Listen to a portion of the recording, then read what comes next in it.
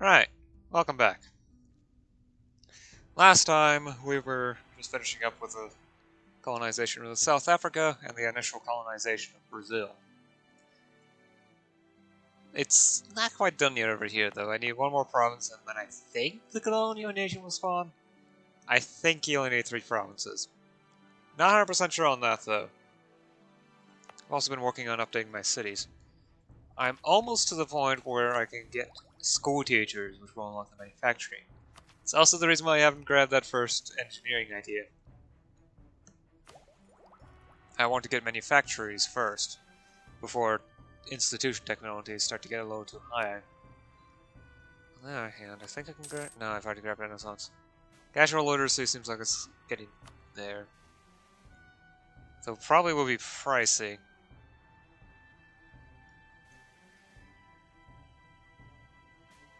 I'd say around 1,000 ducats. We're going to need Songo to embrace it.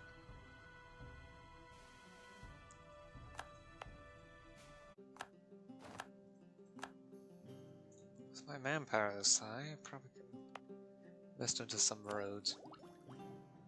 On the other hand, I'm pretty close to getting a highway network. So I might want to save up for that. Well, there's also the question of how long will it take. If I wait 10 years, then I can get cost reduction of 20%. Yeah, 25%. Manufacturing is currently 15%, so I will get cheaper techs. Okay, my conclusion is that I should at least invest into here. I want to turn this into a major city.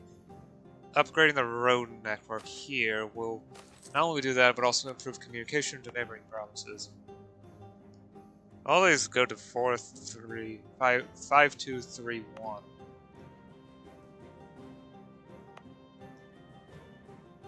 Which I honestly assume is this province. They all surround it, and there's no real obvious one.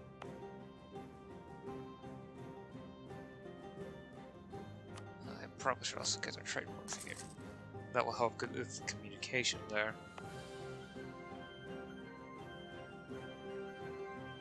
And I should also go ahead and build up a fort here, at the very least just to mitigate the effects of the local fortification, as well as to help protect the province itself and the neighboring provinces.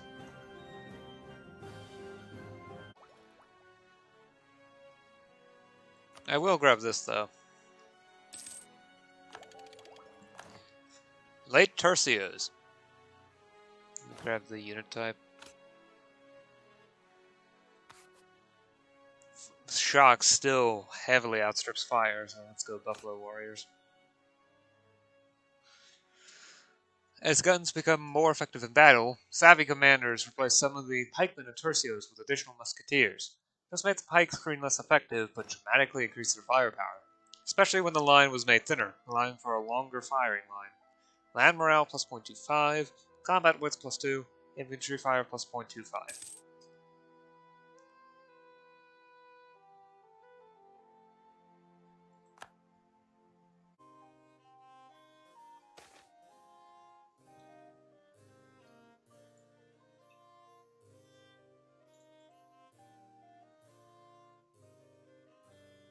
Huh?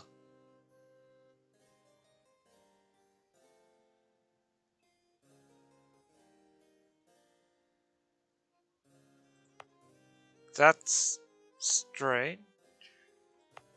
It turned into a whole core. What?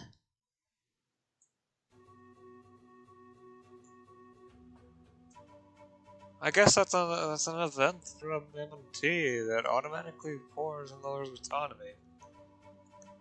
At full cores, away from territorial core, and lowers autonomy.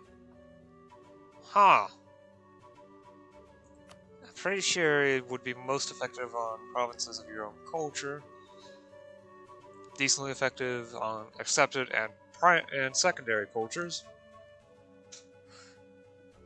Wow. Accepted and sibling cultures, and then worse for other cultures. At least that's my assumption.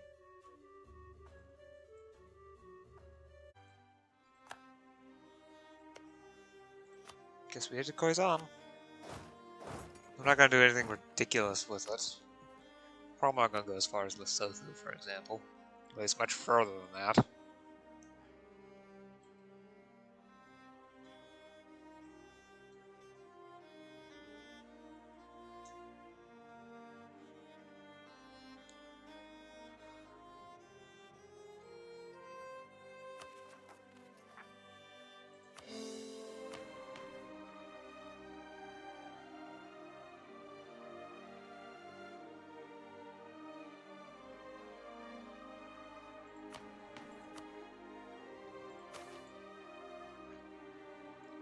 Okay, compared to last time, timber was about 8.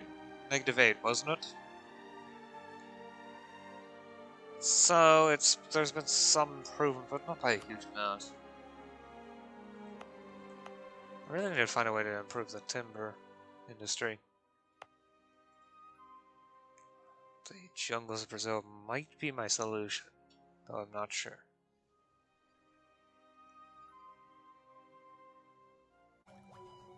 Actually, I probably should start grabbing ideas if I'm certain that I can afford the tech afterwards.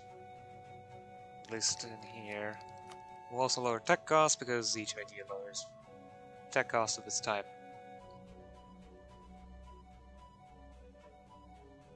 Something's going on over in East Africa, but what do I care? Organized construction. Establishing organized construction guilds allow for rapid construction across the nation. Construction time minus 30%. Periods are times of ours invading, and they want Lundo. Maybe you should get Malindi at some point. I live with Acheron. Yeah, they're not exactly strong. Brazil formed.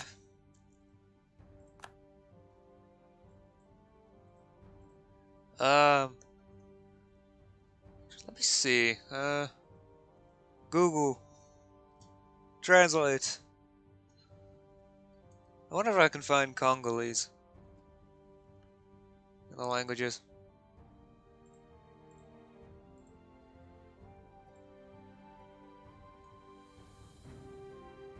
Nope. It's not like they had a written language at this time, at least not normally. Oh well.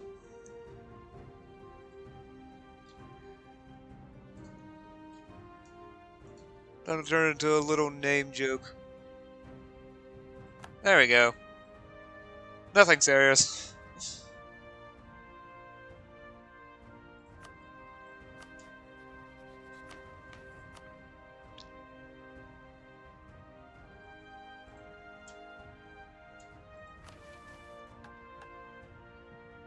Colonial nations will no longer bother you with election events. Yes, please.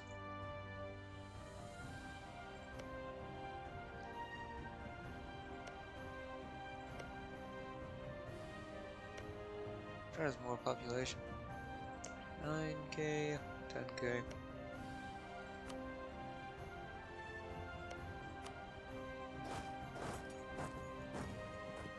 I'll continue helping them expand, at least for the time being. So I'll just go ahead and embrace it now. So we'll reduce tech costs by 25%, so 100 points, and years of separatism reduced by 5. Let's grab school teachers and the quadrant. I'll go ahead and immediately build a manufactory in my capital. It's certainly big enough for that. I might even upgrade the production center. That would be excellent. Alright, on to the tech descriptions. With a growth in literacy came movements to provide education for all. In 1633, the Scottish Parliament provided funding for a school teacher to be attached to each parish in order for the poor to receive a free education. Although it was limited at best, it was the beginning of public education, and many countries would follow suit over the following decades. I can now build a manufactory. The level 4 production building. The quadrant. In 1631, Pierre Vernier invented the quadrant, a device that could calculate angles accurate to 1 minute of arc. This level of accuracy gave a line of position within a nautical mile of the navigator's actual position, making both travel and maps even more accurate than before. I may now sow discontent. Colonial range plus 25, trade range plus 100. I can now build the highway network, which is the third level of road building. I'll go ahead and immediately start working on that. Boy, that's pricey. Almost 18,000 for a quarter of the cost. 18,000 manpower. Yeesh. Oh, flintlock muskets. Flintlock muskets used a flint and steel to create sparks to light the gunpowder. Since they did not involve an open flame, they were popular among artillerymen who worked around large quantities of gunpowder. Good reason. Not only were they more reliable, flintlock muskets were also faster to load and fire. Soon the new guns spread to other parts of the army. Land morale plus 0.1, artillery fire plus 0.1, infantry fire plus 0.1, artillery fire plus 0.2, artillery shock plus 0.09. Portugal. How could you? Improved gunpowder. We have developed a new type of gunpowder that burns more rapidly, increasing the range of our cannons. Artillery damage from back row plus 15%. I really wish I didn't have to do it. I think I'll actually just go ahead and finish off exploration ideas first. Before I take the next exploration tech. Diplotech. Naval expeditions. Our expeditions must prepare for all sorts of conditions. Far from home, and without safe ports. We must implement methods to keep our ships safe in these dangerous and unknown waters. That's 25% naval attrition. Actually, I think my fanaticism are low enough. Okay. So we can grab stance on religion. So we'll reduce the idea cost by 5%. I can grab the next ideas. Yeah, I forgot to do that for that. Oh well. Naval construction. Improved shipbuilding methods allow for stronger ships. Plus 5% ship durability.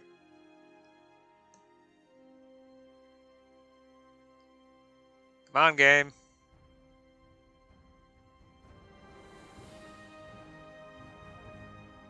Cough, cough. There we go. Exploration Navy. We have encouraged a thriving ship industry by tempting them with promises of wealth across the sea. Our ships have never been better. No more plentiful. Nor more plentiful.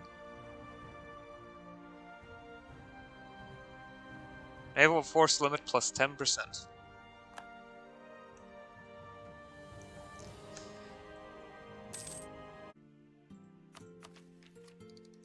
Multi-role artillery. By using purpose-designed artillery for different tasks, we can use the cannon most suited to any one situation. It's 10% to siege ability. Sieges are done faster.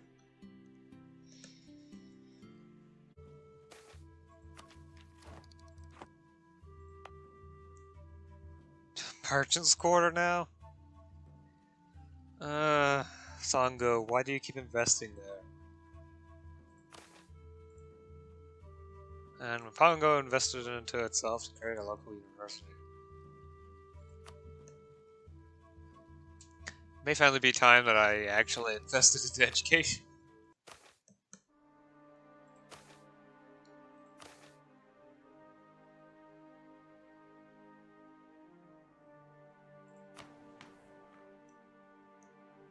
Maybe level 5. Yeah, that's about a ducat per year. I can accept that. Not yet necessary. I still need to save money anyway.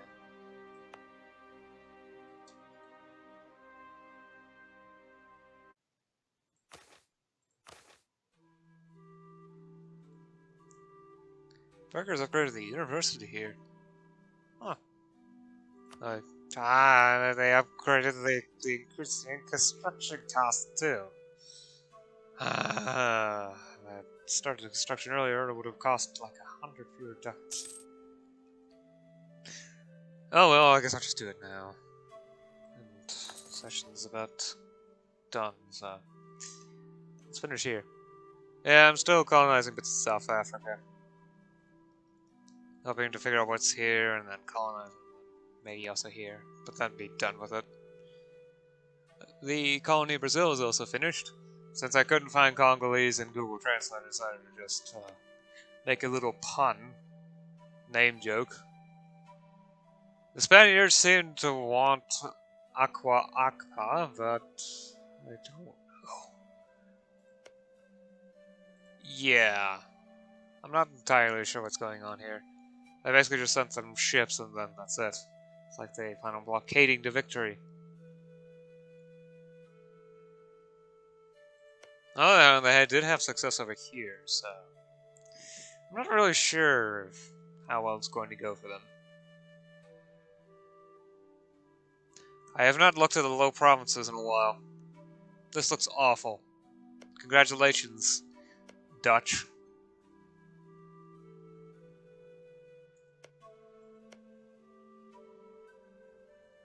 Spain, what the heck is this?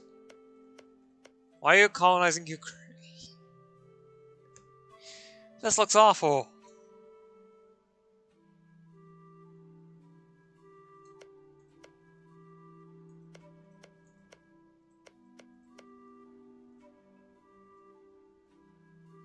Note to self, be careful with colonization mechanics because they can become especially bad under certain circumstances. Like this. Munster's colonizing Canada. They're basically the independent part of Ireland that is independent because they're allied to both Scotland and France, which England's not willing to go up against. Not only that, Scotland is for some reason allied with England as well, and Munster, and France.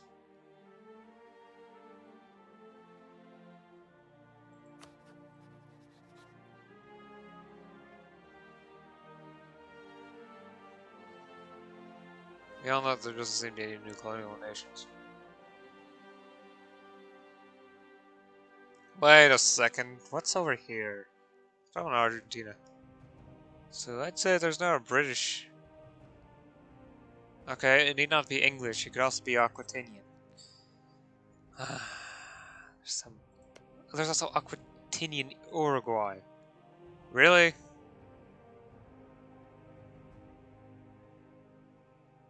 Oh, yeah. One last bit of news. Well, I haven't solved the timber problem at all. I have upgraded jewelry to plentiful now. Wow. This gives me extra national tax modifier, extra legitimacy gain, and, most importantly, inflation reduction. So I can actually bring it all the way down to 0. Not exactly the most helpful thing, but it's always nice to have. Especially where inflation is supposed to be naturally increasing. Anyway.